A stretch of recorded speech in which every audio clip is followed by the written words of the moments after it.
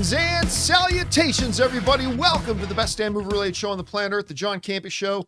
Coming from right here in our quaint little studio. I'm, of course, your host, John Campea. I'm joined in studio by our technical producer, Jonathan Voico. Hello, everybody. Writer, director, producer, Robert Meyer-Burnett. Might not look like it, but I have the power.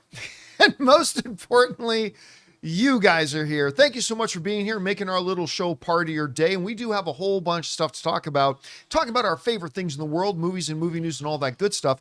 But before we get to it, going to start with a little bit of house cleaning. Of course, I leave tomorrow night I'm going to be on the road for 2 weeks. On the road again? The next leg of the movie meetup tour. Of course, we're going to be doing Columbus, New York, Boston, and Toronto. And I can report this morning, they're all sold out. Yeah. Except for the Toronto one, which they have not put the tickets on sale yet. So for those of you in the Toronto area, keep your eyes open. Hopefully by Monday or Tuesday, they'll have the tickets and show times, and we'll pick a time that we can go and do the movie meetup in Toronto. So I'll look forward to that. And all right, guys, with that down, let's get things kicked off here, shall we? And we're going to start off with this. Well, The Mandalorian and Grogu, which I'm about to see 5 times, the things I do for my audience. Going to go see it 5 times in the next couple of weeks with the movie meetups and all that kind of stuff. We looked at the first reactions that came out the other day, and they were pretty positive to mixed. Like, there was certainly a number of the first reactions that didn't like it. The majority of them did.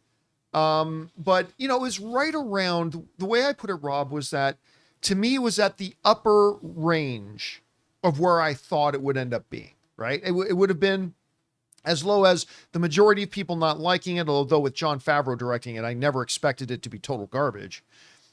But at the upper end, I thought mixed to positive, and that's where it came in at. But I was wondering, how would the full reviews be?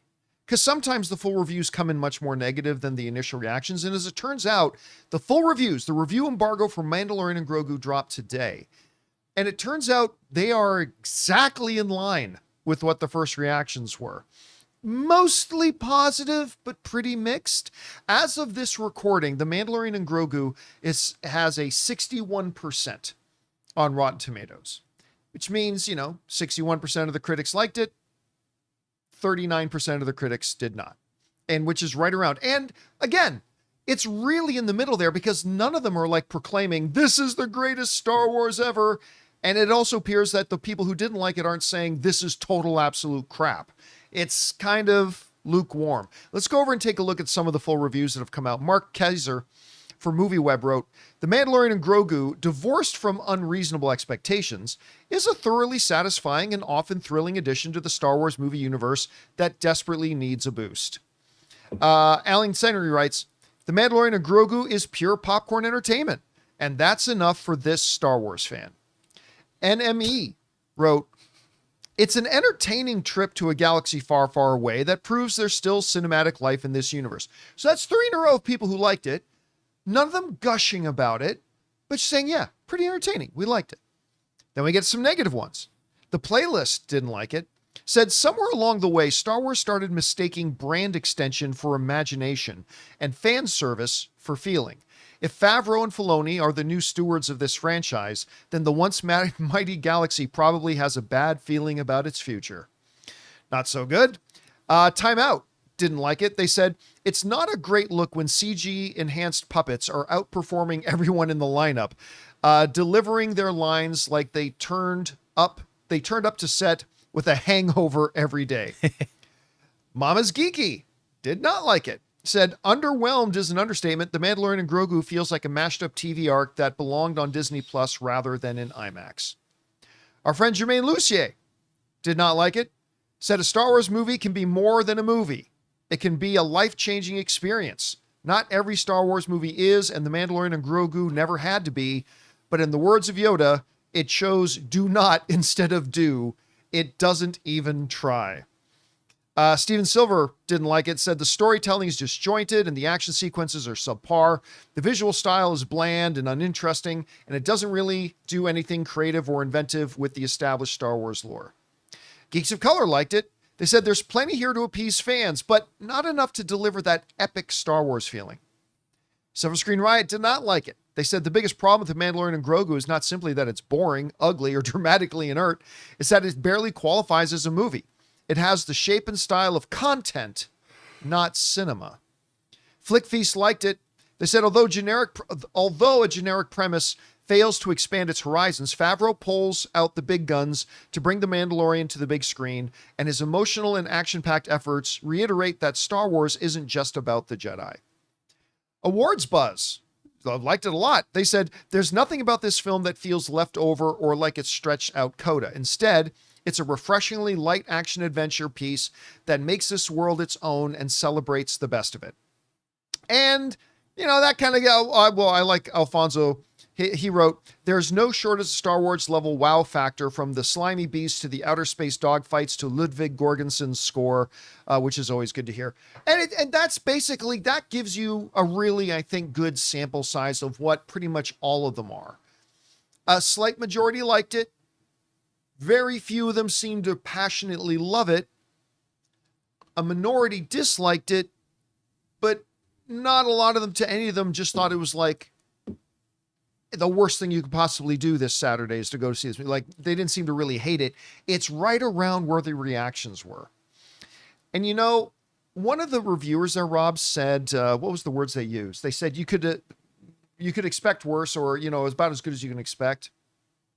And one of them said, for this Star Wars fan, that's enough. You guys know for a long time, my expectations have been tempered. Right? I don't understand the logic behind making your first theatrical film in 7 years an extension of the TV show. Don't get that. Not everybody has Disney Plus. Not everybody watches Disney Plus. So I've been kind of worried. And my philosophy going into my first screening of it, which will be Thursday, has been much like the one reviewer. If I can walk out having had some fun, that'll be good enough for me, because I'm not expecting the world from it.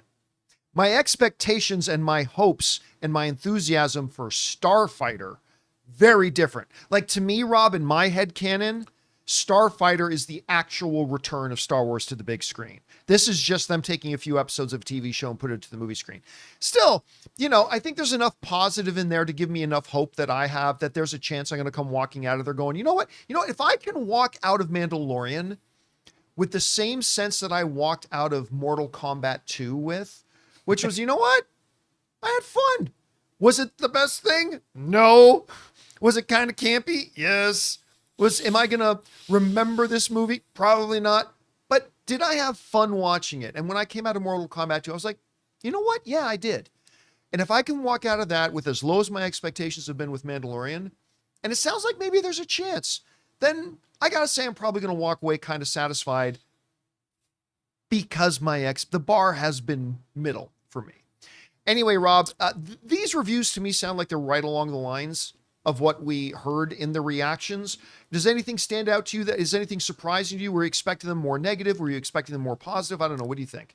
Well, I think The Mandalorian and Grogu from the beginning, The Mandalorian, the show, was pleasing. It was just fun. And you got to dip into the Star Wars universe. Sometimes, like that Bill Burr episode, it reached higher levels. Yeah. Peak television. But for the most part, it was slight, it was inoffensive, and it was cool when it was at its best. What I was hoping is that it would be less episodic. And less, it does feel like, from what I understand of the plot and listening to people's reviews, it sounds like they have repurposed certain TV scripts into a feature-length film.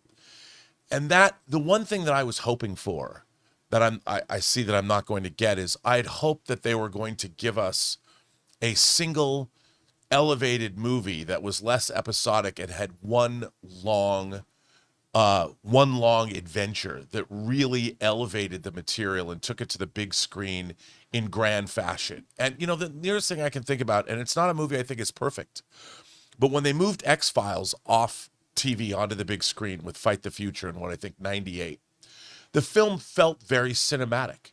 They'd moved into it really did. Yeah, I remember that. Yeah. And it was very cinematic. And while I thought the plot was sort of gobbledygook and I thought they muddled the mythology, it felt like a movie. It really did. And having guest stars like Martin Landau made it feel. And what I wanted to get from this was I wanted it to feel like a movie. Now we saw the opening 17 minutes at CinemaCon, and they were good enough. You know, they were pretty cool.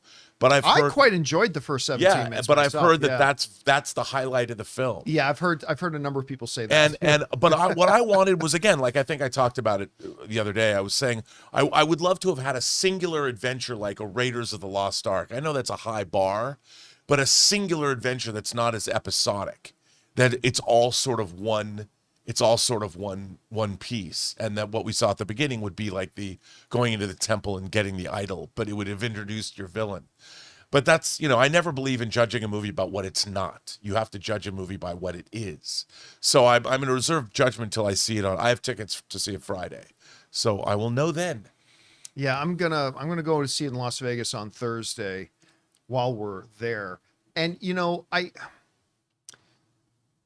love the comparison you're making to that X-Files thing, because that was one of the very rare examples, I think, ever in history of that jump from TV to screen where the movie itself felt self-validated. Yeah. Like it felt, yes, this is a movie I'm watching. I never felt watching that, because I'll be honest with you, I wasn't the biggest fan of the X-Files TV show. Sure. Like I watched it and I liked it, but I wasn't like obsessed with it like a lot of my friends were. So when I went to go see the movie, I was just kind of expecting just the continuation of the TV show, but it really felt like if the show didn't exist, I think this movie stands on its own. Yeah. And I never got that sense with Mandalorian, and I'm not getting the sense now from some of the reactions we're hearing from it that it really does. So what I'm hoping is, as somebody who does like the majority of the Mandalorian TV show, that this being just an extension of the TV show might be good enough for me.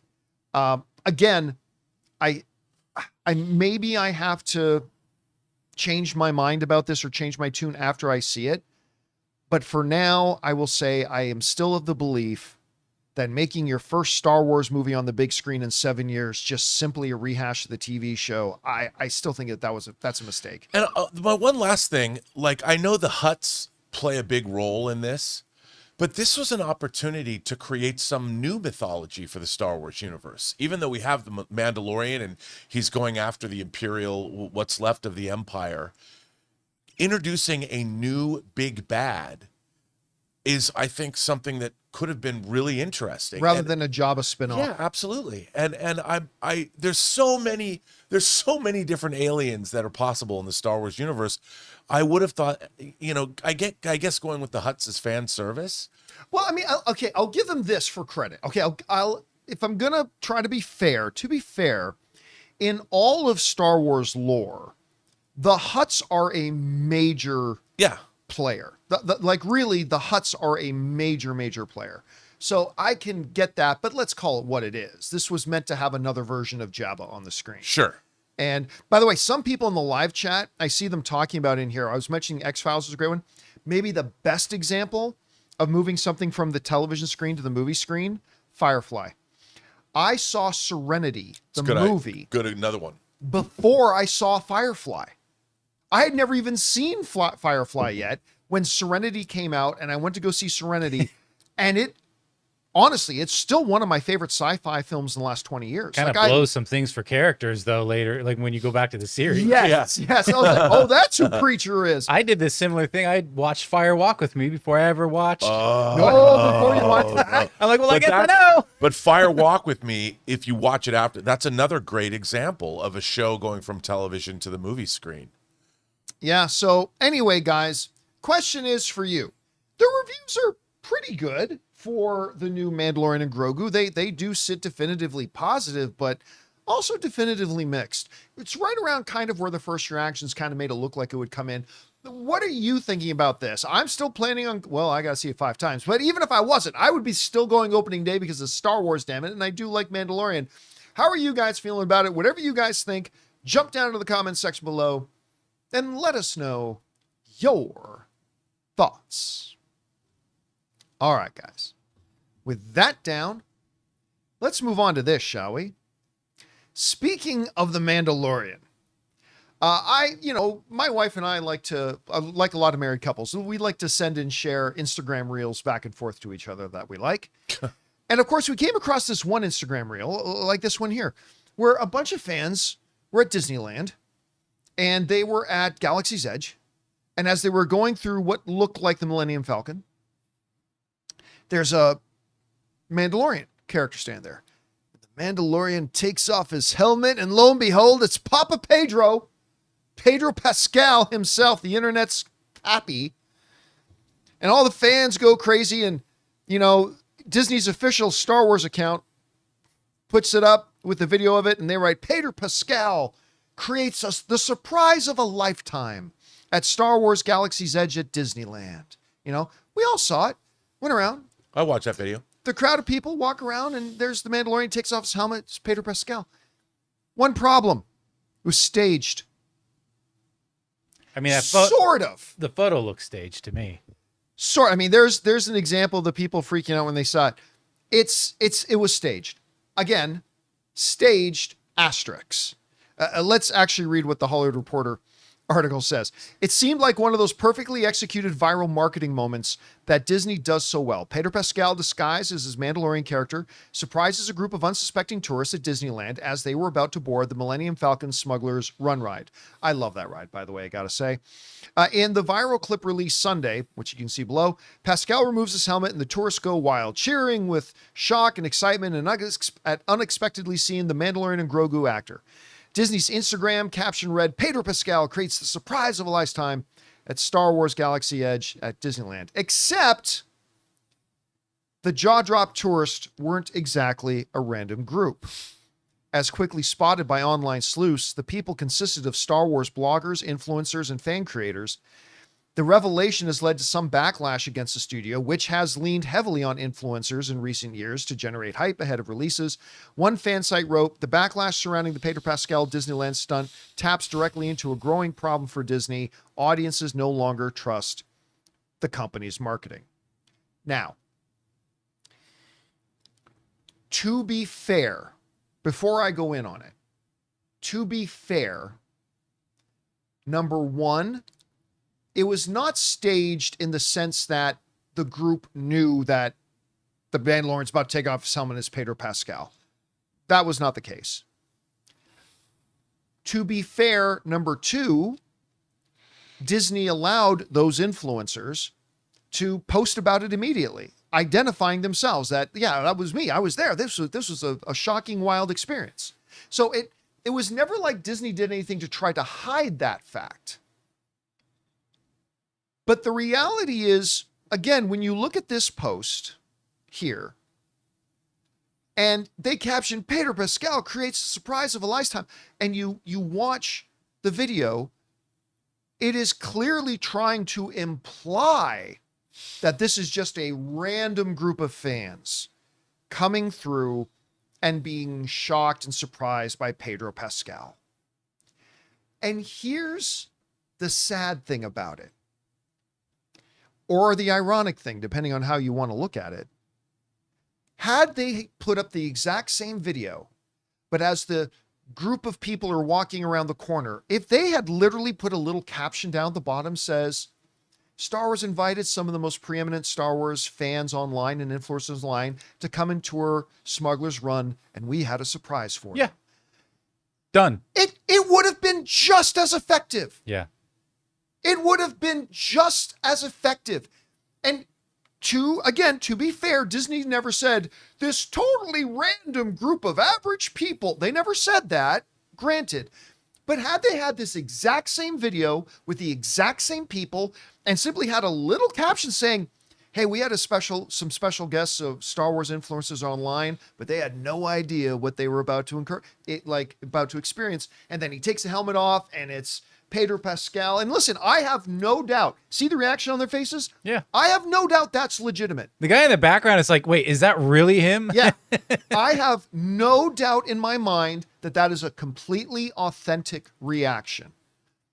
But while I am being fair by saying Disney never said this is just an average group, and while I'm being fair, say they did encourage the influencers to get online and reveal that was them that was there, while all that is true, you clearly intended for it to feel like this was just an average group of people. Instead, it was a carefully curated group of people that you knew would have that reaction. Like, I'm sorry, but when you specifically handpick which people you're going to put, again, I think the reaction is legitimate. I totally do. I think it's an honest, true reaction. But when you handcraft and curate exactly and specifically who you're going to put in that group, and you know damn well this is the group of people that will have the biggest response to actually being able to get to meet Pedro Pascal, that's as phony as anything else.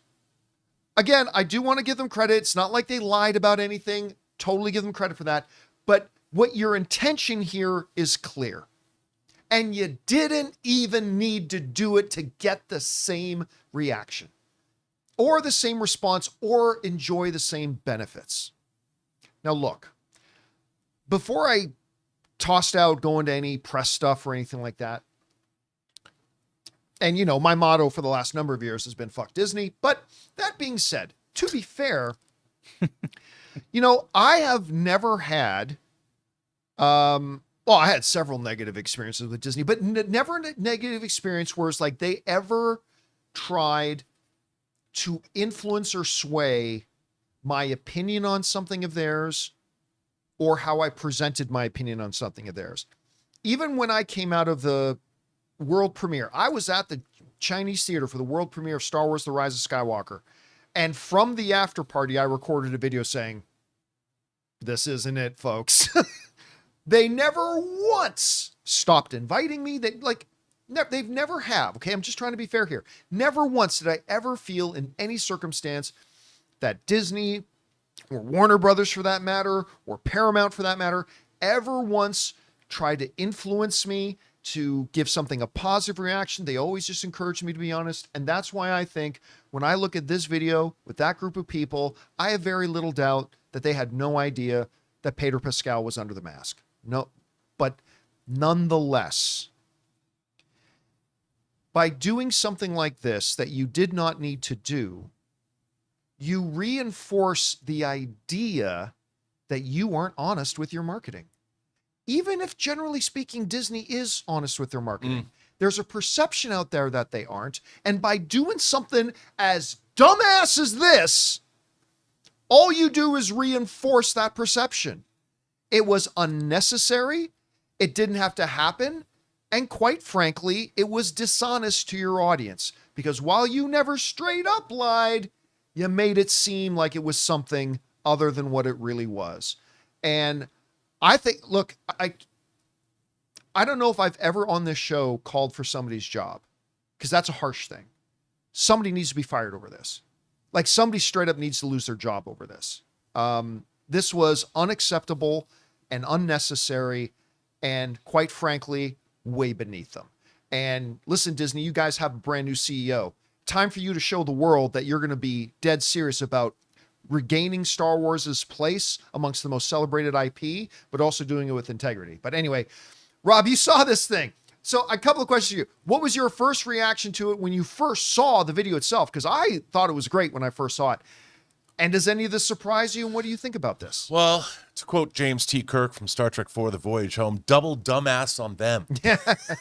Because double dumbass first on of all, you. it's not as if Disney in the past doesn't already have a long tradition of surprising genuine people. Yes. With like Johnny Depp in the Pirates of the Caribbean ride. Remember that? Yeah, but that was legit. He would just show up. That's what I mean. He would just They've show up. done legit stuff like legit this. show up. Tom Holland playing Spider-Man and just revealing himself to fans. They've been doing this for a long time. And Disney, in terms of bringing characters in to delight fans, you know, this is something they have probably the longest tradition of, because even little kids, they don't know that there's people wearing costumes. You know, the kids think that they're real people, the creatures or the Disney characters or princesses or whatever. But in this particular case, like you pointed out, they could have just said Star Wars influencers, because look, all of us, even us, if you and I were at some event and a guy dressed as Iron Man walked up to us and people recognize John Campea and Rob Burnett is cohort from the John Campea Show. And if an Iron Man walked up to us and there were cameras there, and it turned out to be Robert Downey Jr., we would have a delighted, surprised reaction too. And it would say that we were from a show. You know, that's how we would be identified. And you know what? Our reaction would genuinely be real. You start talking to him about Tough Turf. So I would totally talk. The first James Spader. I mean, let's face it. You know, when Age of Ultron was the third great team up of Spader and Robert Downey Jr. after Tough Turf and Less Than Zero. But I wouldn't. You're absolutely right, Jonathan. You know me well. But in this case, they tried to pass it off as something it wasn't. And that to me is, why would you do that? You're Disney. You have delighted both professionals and fans for years. And I gotta say, because I watched this clip before knowing this. Yeah, me too. And I Me was too. delighted by this clip. I smiled. I'm like, oh, that's so cool. But then when it was revealed to be staged, I'm like, I felt betrayed. I was like, why would you do that? Like, you don't have to do that. That was genuine. Just say even influencers can still find their inner children.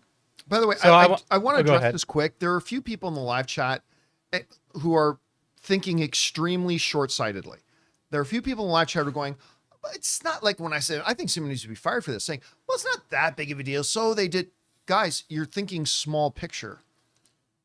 The next time you see a piece of marketing from Disney that's meant to be authentic, Yeah. are you going to actually believe it's real? Or is there now going to be a thing in your head going, this is probably fake? And that's the damage. It's not just what this was in and of itself. I'm talking moving forward. Are you more likely now or less likely to think a piece of viral marketing for anything Disney related? Are you more likely to think it's authentic, or are you now less likely to think it's authentic? I bet for the vast majority of it's less likely to think it's authentic. Go now. even further, not just Disney, but any company that's going to try and convince you that, I mean, it's just one. Look, the problem is the public trust is betrayed on a daily basis by corporations that are using social media to try and shape our behavior. And every time a corporation tries to pull a bait and switch, it hurts the entire marketing ecosystem. And frankly, I like this kind of viral marketing. It makes me feel good when I see it. But now I can't trust it. No, Now I'm and like, you know what? You know why that what a sucks for me bummer. personally is because those things make me feel good, and I don't think they're going to make me feel good anymore. That's right. Like the next time I see, I don't know, Jude. Let's say they do a Skeleton Crew season 2, and they do the special thing where Jude Law goes to visit a sick little girl in the hospital who loves Star Wars. I'm going to go, whereas I would have gone, oh my God, that's one of the most beautiful things. Now I'm going to go, wow, I wonder what agency they found this little girl at. Like that's, and I hate that, but that's going to be my first and the thought thing is, now. that's now, I mean, everybody's doing that. Everybody is making this kind of fake content to create an emotional zinger in everybody's minds. And it's just yet another example how the modern age is becoming completely unreal. Anyway, guys, question is for you. Apparently, they're so desperate to try to market Mandalorian and Grogu, which again, I am seeing 5 times in the next 2 weeks. They're straight up staging fake stuff. Now, again, fake to a degree. I believe the reactions were 100% real and authentic.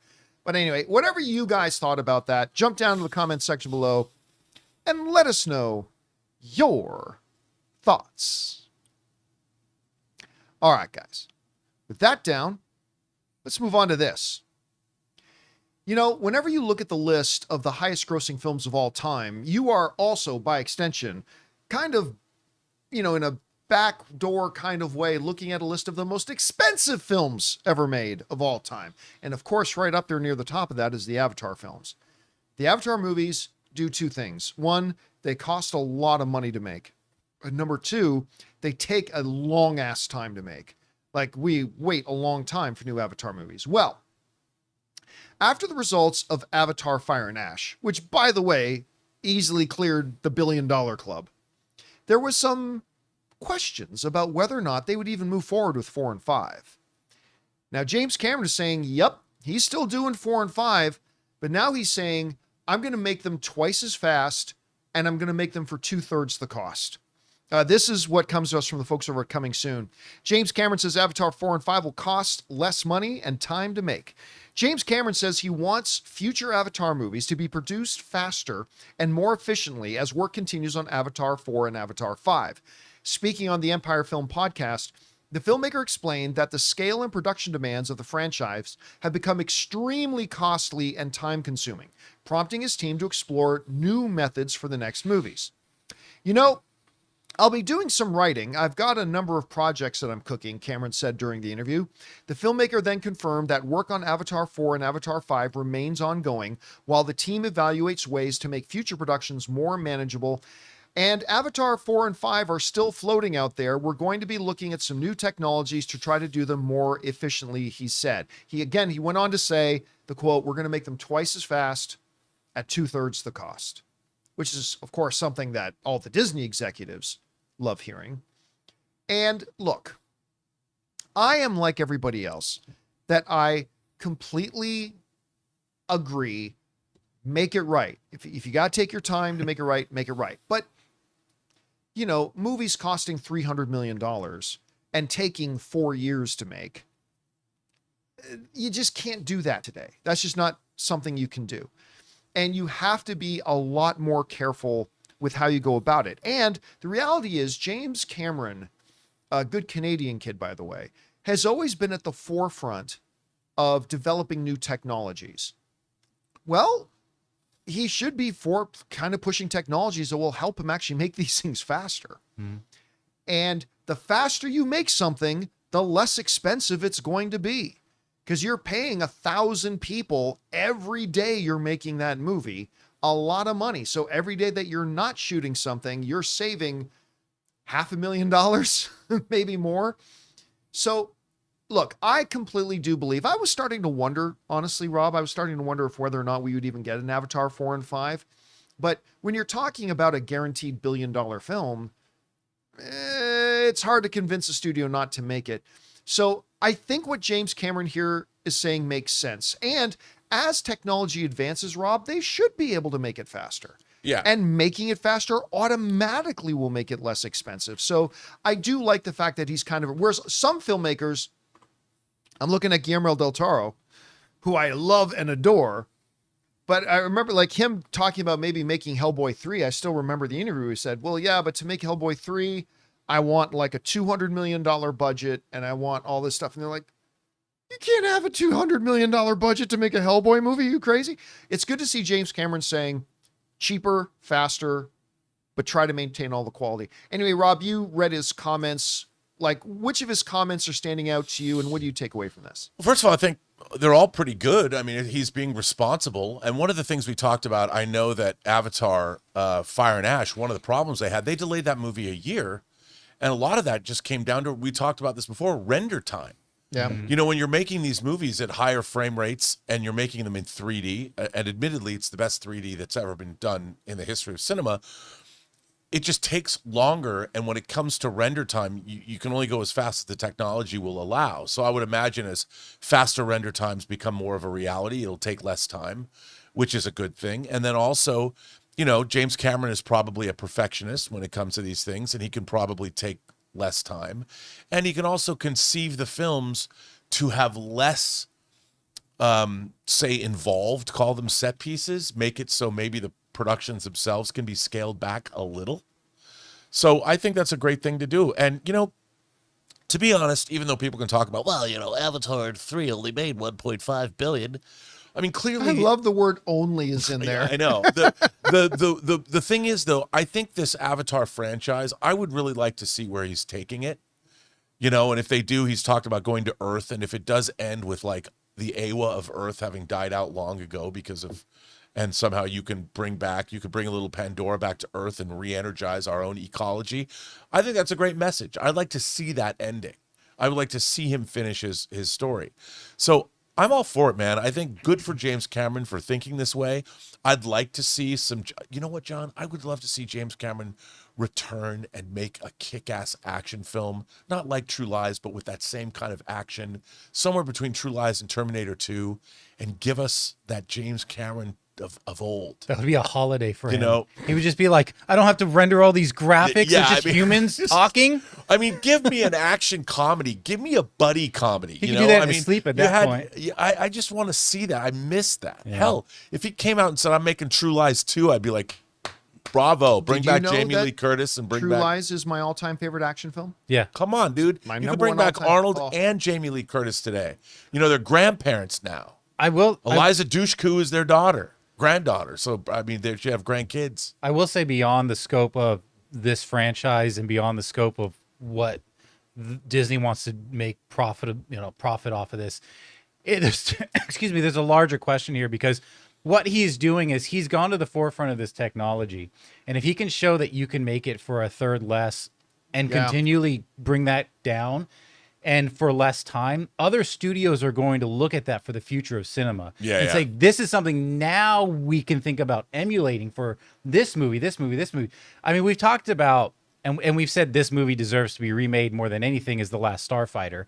While it did not do that well in the box office, if it weren't for the CGI advancements in The Last Starfighter, you wouldn't have Spielberg making Jurassic Park the way he did. It was the first film to really do it. Yeah. The Last Starfighter was. So this is a lab for the rest of the industry. Well, by the way, that's been James Cameron's raison d'etre since, like, The Abyss. Yeah. You know, the pseudopod sequence in The Abyss became... Oh, God, it's been a while since I've seen The Abyss. I got to watch that again. You got to watch it, dude. That movie's dope, especially the longer. I love the longer version of it. And you know what? Even the scenes without any special effects, that's all set on those submersible sets, harrowing. Some of the greatest action filmmaking ever done in that movie. And he, of course, like you said about Last Starfighter, but Last Starfighter led to, like, young Sherlock Holmes with the first character that jumped out of the stained glass window, and that led to The Abyss, which led to T-1000, which led to Jurassic Park. I mean, Cameron has been at the forefront of technology for almost 40 years. Yeah. Him and George Lucas are very much kind of cut from the same cloth like that. But I just have to say, going back to True Lies, I often talk about how in Spaceballs, now Lone Star, you'll see evil always triumph because good is dumb, is the single funniest line ever in the history of film. Somewhere in the top 10 to me. Somewhere in the top 10 of the single funniest lines and the way it was delivered, all that kind of stuff. Who was the co-star? Who was Tom Arnold? Tom Arnold. There's this scene in Act 1 of True Lies where Tom Arnold and Arnold Schwarzenegger are in Schwarzenegger's house, and they're looking at a spy camera in the living room, and they see Arnold's daughter stealing money from his wallet. And Tom Arnold goes, you know what she's probably stealing the money for? An abortion. It's like she's saying that to her dad. And it's Arnold. It's Arnold. And there are very, very few moments ever in movie history, thank you, James Cameron, that made me laugh as pure hard as I did at that moment. Not a lot more better than that. Anyway, guys, question is for you. What do you think about James Cameron saying, yeah, I'm going to do Avatars 4 and 5, but we're going to make them twice as fast, and we're going to do them for 2/3 the price? I'm sure that's exactly what Disney wants to hear. And it seems like the natural evolution of things anyway. Anyway, whatever you guys think about it, jump down to the comment section below and let us know your thoughts. All right, guys. With that down, let's move on to this. Well, tonight is the end of a years-long journey for those of us who are fans of The Boys. Right from episode 1 of The Boys, when A-Train inadvertently runs right through Huey's girlfriend and makes her explode, immediately telling the audience, this is a different kind of show. We've been on this incredible journey of a show that I think is, by a good margin, the best superhero show ever been on television. And this final season has been no different. It's been absolutely jaw-dropping and poignant and making great commentary and observations. And it's just been a fabulous, fabulous run. And tonight, it all comes to an end. At least for the core IP, The Boys. We're going to get more spin-offs for sure. But tonight, I'm going to go to a theater tonight and watch the finale. Oh, that's right. And then it comes out on Amazon after that. And, you know, I had a few people writing into me today saying they'd like to hear my final predictions. Here we are now, just about 9 hours away from the finale. So I've got some predictions that I'd like to give. I'll start with some of the bigger characters, work our way down through the smaller characters, and then I'll look over to you guys in the live chat to see if there's any characters I've missed out on and give my predictions on those. And Rob, after I give mine, I'd like to hear your response. All right. The big picture for my prediction for tonight. I believe Butcher dies killing Homelander. I believe both of them are gone. I think this has been his journey. I mean, really, the boys from the beginning, other than, A-Train running through Huey's girlfriend, it has been about Butcher wanting to take down Homelander. And I think we're going to get that. I think Kimiko is going to use her version of Soldier Boy's power. She's going to burn the V1 out of Homelander, and then Butcher will die taking him down. And, they've done a thing with the show lately that they've really set it up that Butcher doesn't even want to live anymore. He really doesn't. Like, everything he's loved is gone. The one little thing he had hope for, which is to have like a real relationship with Ryan, he knows he's burned that too. He's got nothing left. All there is left is to take down Homelander. And I think the big picture is this show ends with Butcher dying, killing Homelander. So that's where I think it's going to happen there. Huey and Starlight. I believe they survive. I think that's one thing, especially with Huey, because in the comics, I mean, the show has been done very, very different from the comics. Like, it's wildly different. But Huey survives the main events of the boys. And I think that's going to be carried on here. And while I don't know for sure, my guess would be that he and Starlight both survive and move on. And Starlight kind of becomes maybe the new standard bearer for what Soups can be and maybe should be. So my prediction for Huey and Starlight are they both survive. Let's move on to Kimiko. She dies. I think Kimiko dies. I think after losing Frenchie, I think she loses her purpose. And I think now the last thing, she's kind of going to be like Butcher, I think, in this final episode. All she wants to do now is take down Homelander. And I think once she does, I think the process of doing it is probably going to take the last bit out of her from all the radiation hits that she's taken. And my guess is that much like we lost Frenchie and much like we're going to lose Butcher, I think we lose Kimiko tonight, which sucks. She's been one of my favorite characters in the show. I've loved her from the very first scenes that they've had with her, and that's going to be sad. So that brings us to Mother's Milk. MM. And even just a day ago, I think I would have predicted that MM dies too. Because they've kind of been setting it up. But I think he gets a happy ending. I think he reunites with his family. I think he gets to see his kid again. I think that's all this stuff is going to bring him right back to it. And I also think, in as much as him and Billy Butcher have butted heads along the way, I think his happy ending is also going to be made possible by something Butcher does. I think it's going to be the last thing Butcher gives back to MM because, let's face it, Butcher owes him. And I think, so my guess is him and Hugh are going to be the only surviving members of the boys. And I think he gets his happy ending. And I think it's going to be something to do with Butcher, setting him up that he could do it. Okay. That brings us to Giancarlo Esposito. Edgar. I think Edgar lives. I think Edgar lives, a little bit changed by the experience. Not a lot, but a little bit changed by the experience. And I think ultimately he takes Vought back over again. I think the way this universe moves forward with the spinoffs is that he's going to be at the head of Vought again. And again, still a dastardly devil, but I still think, but maybe even a little bit changed. Listen, throughout this show, I mentioned Kimiko, but man, he hasn't been in this show enough. I still think one of my favorite episodes ever of The Boys is when like Homelander goes to his office and thinks he's going to throw his, and Edgar does not give two squirts of piss. It's like, you are nothing to me. Oh no, you're going to kill me. Well, then just shut up and do it. Because you are, I remember this line, man. You are just bad product. Oh, Giancarlo Esposito, ladies and gentlemen. So you got to keep him around in the universe. So I think he absolutely stays around. Now that leads us to, I keep forgetting the characters for Ashley. Yeah. Ashley. President Ashley. I think there's a place for her in the future spinoffs. I think Ashley lives. And I'll tell you what, I've never been more interested in this character than this year.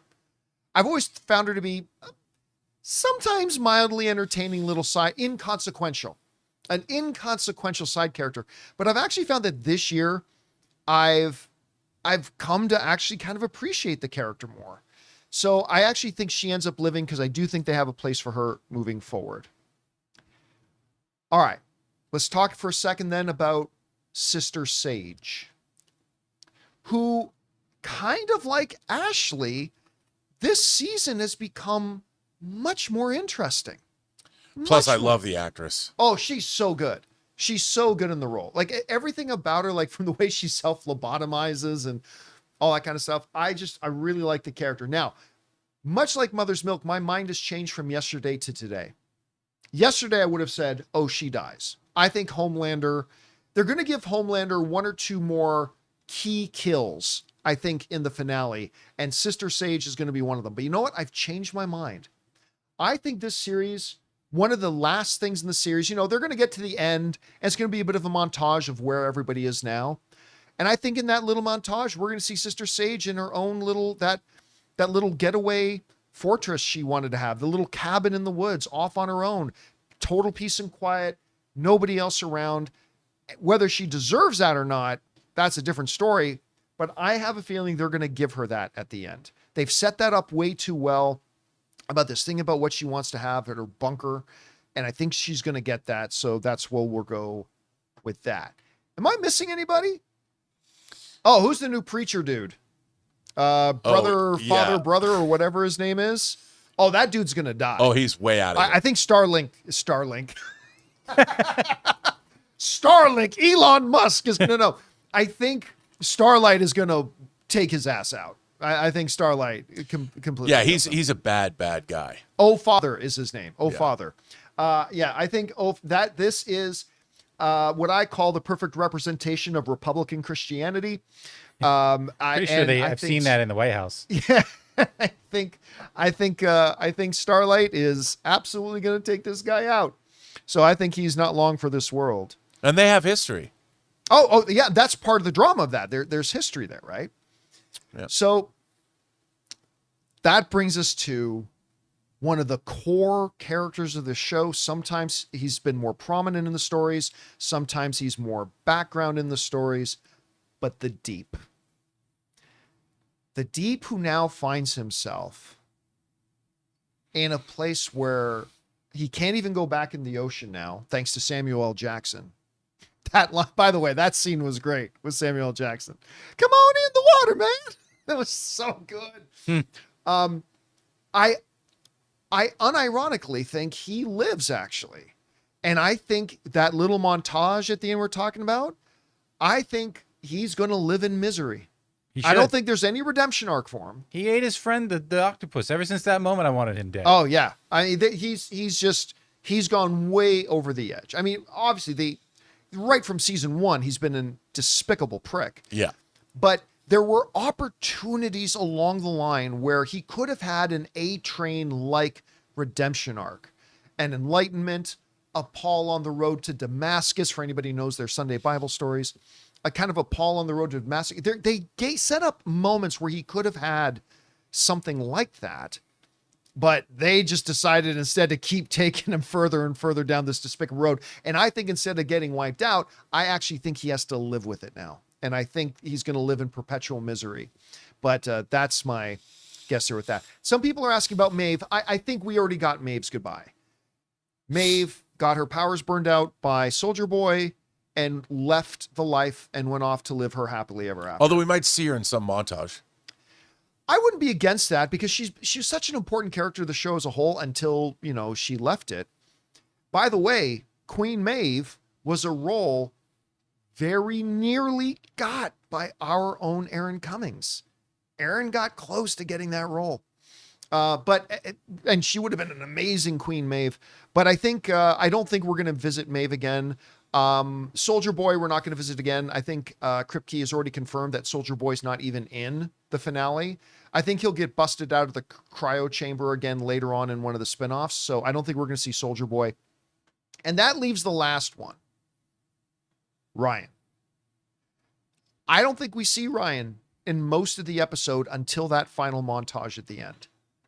I don't think Ryan dies. Ryan lives. Again, this has all been about righting the wrong of what was done to Butcher's wife, Ryan's mom. And I think the justice she's going to get in this is that by the end of this, hell, Kimiko may even burn the V out of Ryan. If that's even possible. Ryan's the first naturally born soup. So maybe that's not possible. But I think we're going to see Ryan at the end with at least something that's resembles a normal life. How far they'll go with that, I'm not really sure. Is there any other major characters I'm forgetting about? I think we got just about all of them covered. Yeah. If any of you guys in the live chat have more, go ahead and fire them in. But anyway, and somebody's bringing up Marie. There was a chance going into this final season, if you watch Gen V season 2, that they might have been maybe setting up Marie, that she'll be the one to take down Homelander because she's a product of the same process that made Homelander. She's the one soup who may be just as, other than Soldier Boy, that may be just as powerful as Homelander. But they made it pretty clear that I think her role in this is now done. I think we're going to see her do something. I think they have I think Kripke has plans for Marie and some other of the Gen V characters to be in some of the other spinoffs later on, but I don't think she's going to play a major role in the finale. So that's my guess. Anyway, Rob, what do you think about my predictions? Are there any that you have some really big differences with? Any that you completely agree with? What do you think? I think for the most part, you're pretty spot on. You know, I was thinking, have you ever seen the third Omen movie, The Final Conflict? Yes. I never did. Okay, I never did. So see you that know one. that our favorite paleontologist from Jurassic Park stars as Damien. Right. Well, at the end of that movie, you're asking yourself, how are they going to kill Satan? And literally, light shines through. They're in the church, and it's the second coming of Jesus. Yeah, Michael appears. Jesus, it comes to, and you're like, okay, and we're going to vanquish. I wouldn't be surprised if that happens at the end of this episode. Like it's that Jesus himself. Yeah, that God, because now you've got God. How dare you? How dare you, sir? That would not surprise me. But all things being equal, what if Homelander, but along those lines, through the battle with Butcher, what if Homelander doesn't die? But everything that he is, it's almost as if he's been possessed this whole time, you know, the because he's a victim. Homelander is a victim of Vought. From the very beginning, like, you're bad product. That's right, Vought. You did this. They're the real villains. Dude, the episodes when they did flashbacks about when Homelander was a child, it's difficult not to feel some degree of empathy for him. Yeah. To a point. Now, he's a horrible human being. But he also represents the ultimate example of what, you know, post-capitalistic thinking or late-stage capitalism is. We're just going to create whatever thing we want to get the maximum profit to run the world. And that's what you get. You get Homelander. But what if at the end, because of that, there's some kind of Vader-esque redemption for him in the sense that he doesn't remember who he is. He's a clean slate. You know, he's turned back. His humanity that he never had is restored to him for the very first time. Or something along those lines. It's easy to kill him. And I understand. It'd be very satisfying. But the boys has never done something necessarily that you might expect. And at the end, the ultimate kick in the pants would be if that somehow, some way, his humanity is restored. Is that, I don't know. I'm just saying, it's a different way to go. Do I really think it's going to happen? No. I think he's going to die. I just think that here's the problem they would face if they try to do it. They try to do that. Like, say, because we've floated the idea before about what if he gets depowered, like Kimiko's going to do, and then he just has to live the rest of his life. There are too many tens, if not hundreds of thousands of people on the earth who have either been put in concentration camps or had their loved ones murdered or had their own arms blown off by Homelander he's directly dead. or whatever. So he's dead. One way or another, he's dead. Yeah. I mean, someone's going to kill him. I mean, so I don't know. It would be interesting to see if something else went along those lines. I'm just saying that it would be. I would look for a twist. Something. I don't know what it is. I think most of your predictions though were pretty spot on. Because I think all the other characters, the Deep's a douche that didn't. He's a spineless worm, so he deserves to die. I think that Huey does not deserve to die because remember at the beginning he lost his girlfriend. And he loses his dad. Everything. Yeah. If anybody deserved a happy ending, Huey and Starlight deserve to live happily ever after, probably with one another or something. And there's the next generation or whatever. Giancarlo Esposito, I would like him to survive because what he represents is same as it ever was. It has happened before and it'll all happen again. He's the guy, he's the eternal one. He will go on. And plus he's smart enough. He deserves to survive. He'll pivot. He'll do something else.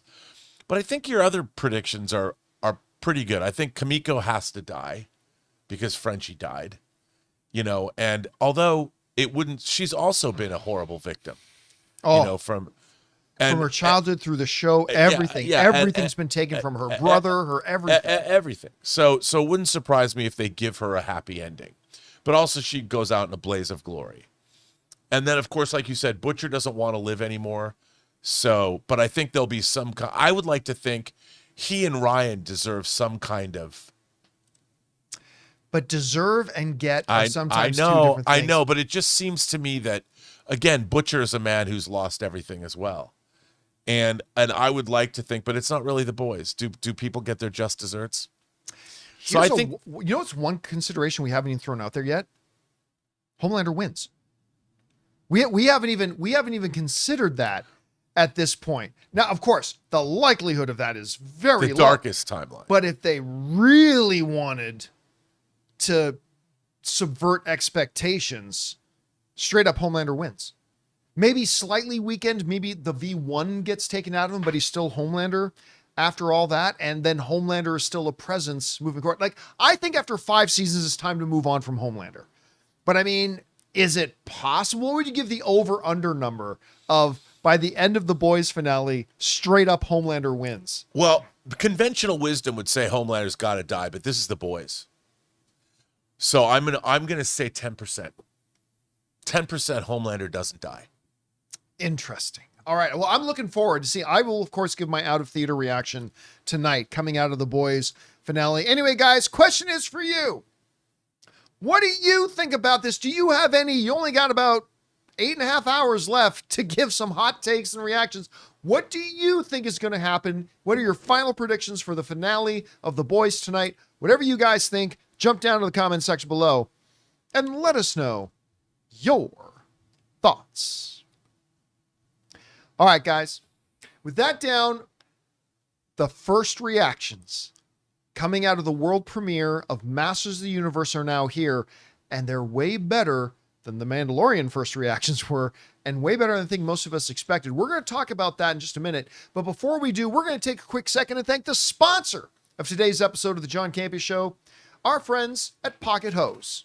We want to take a second to thank a sponsor of today's video, Pocket Hose. Guys, I'm excited to tell you about the world's #1 expanding garden hose and their brand new product, the Pocket Hose Ballistic. As you guys can imagine, I'm not exactly gentle with my gear. I drag hoses across concrete over the pool, yank them around corners. I even coil and uncoil them all the time to put them in my camper van when I go out on my movie meetups. And generally speaking, a lot of them don't last. But the Pocket Hose Ballistic has been a totally different story for me. It's incredibly durable, super lightweight, and just makes the whole job easier. One of my favorite things is how simple it is to use. You turn the water on, it expands. Turn it off, it shrinks right back down to pocket size. And it's reinforced with a liquid crystal polymer, the same kind of material used in bulletproof vests. Plus, it comes with the pocket pivot, which gives you 360-degree rotation at the spigot so it moves with you instead of fighting against you. And now, for a limited time, when you purchase a new Pocket Hose Ballistic, you'll get a free 360-degree rotating pocket pivot and and a free thumb drive nozzle. Just text Campea to 64,000. That's CAMPEA to 64,000 for your 2 free gifts with purchase. Text Campea to 64,000. Message and data rates may apply. And thank you to our friends at Pocket Host for sponsoring today's episode of the John Campea Show. All right. With that down, guys, let's talk about this. He-Man. It's here.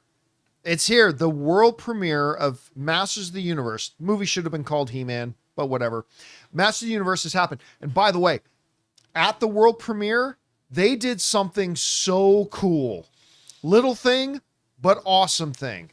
It was held at the Mann's Chinese Theater, but they made up the Chinese theater. I don't know if you can find a picture of this, Jonathan, but they made up the front of the Chinese theater, which I've been to a lot of premieres at, and they always do little something about it, but they constructed as the entrance of the Mann's Chinese Theater for the premiere of Masters of the Universe, for the entire theater to look like Castle Grayskull. And it was after yesterday's show that Rob was the first one to show me pictures of it. It looked so good. And so it cool. didn't look at that. I mean, the way it looked, like from the wider shots, This is a great picture, by the way. it didn't even look like Oh. a front to the building. It actually made the building look like Castle Grayskull. Yeah, it's before they put the Masters of the Universe sign on there. It was just Castle Grayskull. Here you go. Hang on. So, you know. So you see how it blends in with it? I It mean, just that's blends so in cool. so well. So cool. That is pretty damn cruel. Now, look, generally speaking, I have not had the highest of expectations for Masters of the Universe. Now, last year at CinemaCon, they showed us that big presentation, and that was the first time I went, I still don't know if the movie's going to be any good, but that presentation looked pretty good. I was in the minority that I didn't really like the first trailer too much.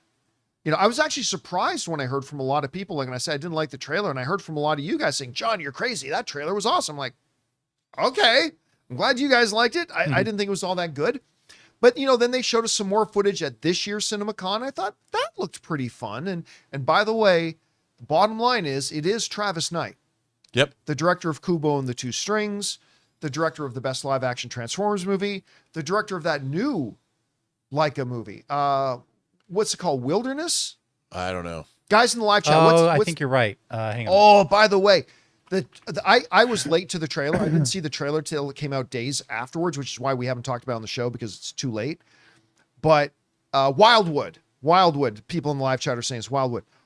Watch the trailer for Wildwood. I haven't man. seen it. It's a special looking movie.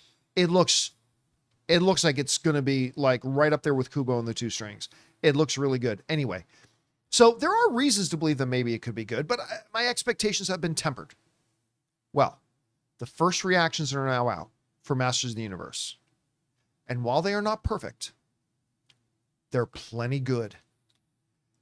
And if you had asked me 6 months ago, hey, first reactions for Mandalorian and Grogu and Masters of the Universe are going to come out roughly the same time, which one do you think is going to get the better reactions? I still, even though I have had my doubts about Mandalorian, I would have said easily Mandalorian. No, the early reactions for Masters of the Universe are kicking the crap out of the first reactions for the Mandalorian. Anyway, let's go look at a couple of them. This comes to us from the Hollywood Reporter. I'm telling this. Courtney Howard says, Masters of the Universe, Shaggy Charms worked on me. A colossally epic time, has a Guardians of the Galaxy style, self-aware tone, and a radical message at its core. Nicholas Galzantine and Camila Mendez nailed it. The Rock score with assist from Brian May. So she loved it. Our good friend Perry Nemiroff said, bound to be one of the biggest surprises of 2026 for me. I loved Masters of the Universe. Peter Gray wrote, Nicholas Galadzine looks the part in Masters of the Universe and how, but it's his comedic timing that steals the show. Knowingly cartoonish, packed with 80s vibes, the soundtrack, and Jared Leto camps it up vocally as Skeletor. Slightly risque, but mostly family-friendly fun. Really risque. I wasn't expecting that, but okay. Rachel Leachman writes, Master Universe is a hell of a lot of fun. Nicholas Galadzine brings a sweetness to Adam Glenn that makes his take on He-Man memorable, and also a fascinating take on masculinity. Fun, fun, fun, and features The Man by The Killers. I was so in. Kevin Fenix writes, Masters of the Universe revives Saturday morning cartoon magic with massive action, silly laughs, and real heart. Eternia looks like Rudy or Barrow's box art brought to life in full Technicolor glory. And yes, Masters of the Universe is absolutely all about them muscles. Big Gold Belt Media writes, truly epic. Masters of the Universe captures the magic of classic 80s cartoons with modern visuals, crowd-pleasing action, and adrenaline-fueled battles that will give you chills. As a nostalgic fantasy adventure that reminds adults what made Saturday morning cartoons feel legendary. Chris Killian wrote, I loved Masters of the Universe, both a love letter to all things He-Man and a beautiful, bombastic fantasy sci-fi crowd pleaser that wears its heart on its sleeve. It's insane this movie exists, but I'm so happy it does. I had the biggest smile on my face the whole way through. Maggie Lovett said, if you miss the hopeful, bright, and upbeat joy that the 80s once possessed, you have the power to find it again by watching Masters of the Universe, a film bursting with so much life and fun you truly won't want it to end, but boy oh boy when it does end. Yeah, I've heard from a number of people, stay for the post-credits. Yeah. Everybody's been saying stay for the credit scene. Jermaine, who's not liked a lot lately, No. didn't love this one. Jermaine writes, Masters of the Universe has a very fun, weird, yet enjoyable last 20 minutes or so. As for the rest of the movie, it's a mess. Seriously played for laughs, laughs played for emotion. It works, it doesn't. It really tries, but ends up being too awkward. Great end credits scene, though. Well, there's that. BJ writes, I have the power to tell you that Masters of the Universe is what happens when you watch the cartoon, grab your action figures, and make your own adventure. An absolute blast, laugh out loud funny, and a fisto-powered punch of heart. I loved it. Everything you could want. We'll do one or two more. Scott Menzel wrote, Masters of the Universe is everything this 80s kid wanted and more. It's gloriously campy, wildly entertaining, and nonstop fun from beginning to end. Travis Knight completely understood the assignment and delivered exactly what fans of this franchise have been waiting for. And then I'll take one more. We'll do Andrew J. Salazar, who wrote, I kind of really wasn't vibing with this for a bit, but once it finally finds its footing, it's undeniably fun and unapologetically proud of its fantastical camp. Skeletor already in contention for one of the most memorable villains of the year. So, again, now a lot of these are the same people who were didn't have so much fun with Mandalorian, but coming out here and giving this. And Rob, listen, I'm going to be straight up. I find these surprising. Again, I have all the faith in the world in Travis Knight.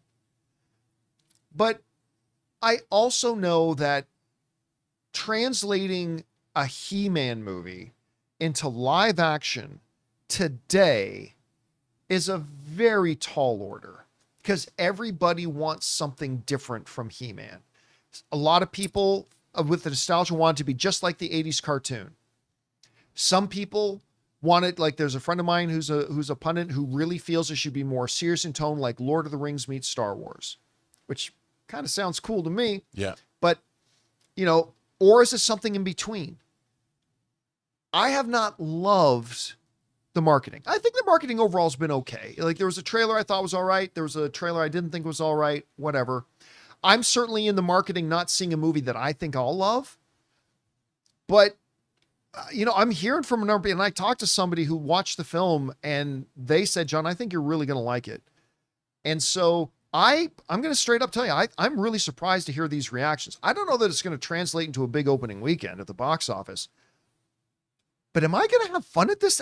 I was doubting it, but it sounds like maybe I am. Anyway, Rob, you're hearing these reactions. Where does it fall in terms of where you expected them to be? Well, I think you and I have been of the same mind of this. We saw the behind the scenes and the trailers have been, I think the marketing has been underwhelming to me. But however, we've always said trust Travis, and I also the person that I think is the ace in the hole in this movie was Guy Hendricks Dias, the production designer, somebody I know, because I think that of all the people I've ever met in Hollywood in professional places, Guy Hendricks Dias, just Guy Dias, Guy understands the assignment. He is a very smart guy. and he knows what's up. And in terms of what do you want this movie to be, he'll go there with you. Whether you want to make it look like an Art Deco Superman movie, whether you want to make it look like Inception, however you want it to go, he's your man. But having Travis Knight, it's Travis Knight that made this film. And I was totally doubting. You know when I came around on this movie? That piece of score that I texted you over the weekend. Yep. I heard that piece of music, and Brian May's guitar kicks in. You know, this is Brian May of Queen. Queen, yeah. You know, where I'm like, okay. And I heard this piece of music because it was serious, and then it got goofy, and then it got over the top and operatic. And I'm like, this is the first time. I think they were scared to market this movie because they didn't know how. And I think all of these people are commenting on the 80s of it all. I think Travis Knight, I think they did nail it. And I think that, I mean, first of all, you're thinking about the source material. This cartoon is extraordinarily difficult to watch if you didn't grow up with it as a kid. It really is. The original He-Man does not have a whole lot of, it was totally a toy, you know, it was, because I had it was a toy marketing tool. The whole cartoon was a toy marketing tool. Yeah, and I had the action figures. I bought the first 6 He-Man figures, the original, before I'd even seen I never saw the cartoon until way later. The action figures promised something that I thought the cartoon show ruined. And if this makes any sense at all, this movie sounds to me like the kind of story I wanted to get when I first bought these action figures. Because you were not supposed to take them seriously like Lord of the Rings, because they were as wide as they were tall. So they were incredibly goofy, but there was something badass about them at the same time. And when you put them on a shelf, there was nothing like He-Man. There was nothing like Man-at-Arms. There was nothing like, what was it? Merman was one of the originals. And then, of course, Skeletor. And there was something about those original designs that was cool, but also wacky. And it sounds like if they figured that out, that balance, and everybody seems to be commenting that they are, this movie lives and dies on tone. And the tone is certainly not serious. Not entirely. They need to give you something, and hearing like it's more Guardians of the Galaxy, that's its own tone, but I understand what people are saying. That piece of music nailed it. And when I heard that piece of music, is that out? like, yeah, you can link it. Is it? It's Okay. called, it's just one track. They probably put out more, but it's called Eternia. Okay. And I'm like, I listened to that, and I'm like, Travis Knight knew. Trust in Travis. The man knew what he was doing. And you know what? If they had any doubts, if this movie wasn't going to work, they would not have built Castle. I know you said they would build it anyway, because Star Wars is Star Wars. Remember, it's the marketing department that looks after the premiere. So I know, but the people who built that Grayskull thing probably even hadn't seen the movie yet. They probably did. But the idea is somebody wanted it there, and I'm telling you, I think I'm going to like this movie. Now, I might hate it, but I think it's going to be way better than Mortal Kombat 2. I'm more excited today to see it than I've ever been so far. Ever. The one other thing I've heard from a couple of people. Now, listen, I am actually in the world where everybody thinks they're cool to bash on Jared Leto, who is, I'm sorry to break it to you, he is a remarkable actor. He is. He's a fabulous actor. And as much as I did not enjoy watching Tron the Ares. latest Tron movie, He was the best part of it. 4 times for the movie meetup tour, he was the best part of it. I mean, Yeah. he simply was. But I was surprised to hear, including the person who was at the premiere and told me, said, his Skeletor, and I read this in a number of the reactions as well, his Skeletor is awesome. And like, I know there are going to be some people, and we knew this right away, that were going into it wanting the original Skeletor voice. Hello, He-Man! Like, they wanted that. But that absolutely would, even if you're going for a lighter tone in the movie, that would absolutely not work. That would It can work for Optimus Prime and Megatron, but not for this. because they don't talk like this. Like, it's so I knew that would not work. And so I was curious about how they would do it. And even though I didn't like the trailers, the one thing I did like about the trailers was the voice they chose to go with. Yeah. And I think that might work. Now, I'm not really sure I'm going to, like the one reactor, I'm not really sure I'm going to walk away from this thinking that this is going to be one of the great villains of the thing. But if it can get close, that'll be a big win for them. Big win for them. So, you know what? Here's what's happening on this. I got my tickets for an early fan screening on June 3rd. I am leaving Toronto in the van Monday morning. And our plan is to literally pull into California and drive right to the movie theater and run in to see the movie. Wow. Like, we think we can make it by like 20 minutes. Wow. We think we can make it from Toronto on Monday morning to Wednesday night and get there like 20 minutes early. And I'm planning to go see this thing. I'm going to walk in having not showered in 3 days. My hair is going to be scraggled or whatever. She's going to fall asleep in the first 20 I'm minutes. just going to walk right into the theater. Oh, hey, man, ready to go. So we'll see if it works out. Anyway, guys, question is for you. What do you think about this? The first reactions for Masters of the Universe are surprisingly good and certainly a lot better than the first reactions for The Mandalorian were a week ago. I'm not trying to compare it to The Mandalorian, but again, these are two major films coming out so close to each other. You can't help but compare it a bit. And these are a lot better than the Mandalorian ones. I don't know. Whatever you're expecting from this, jump down into the comments section below and let us know your thoughts. And all right, guys, that will do it for today's installment of the John Campea Show. Thank you so much for being here, making our little show part of your, especially thank you to all you guys, the thousands of you guys in the live chat. It's been a lot of fun following along with you, reading your comments in there as well, watching you talk amongst yourselves. It's been really great to see. Now, I really do want to do an open mic tonight, but the reality is I leave tomorrow night for a 2-week-long road trip, and I have 100 things I need to do to get everything primed and ready for me to go. So unfortunately, there will not be an open mic today. The same was true yesterday as well. One of the things I had to do yesterday is I had to get my hair cut. I have terrible hair. I know I do, but at least I have hair. Anyway, guys, that will do it for us. I want to thank, of course, our technical director, Jonathan Voico. All right. See you guys later. Robert Meyer Burnett. I am so happy to be here. And we'll see you guys again tomorrow. My name's John Campea. And until next time, my friends, bye-bye.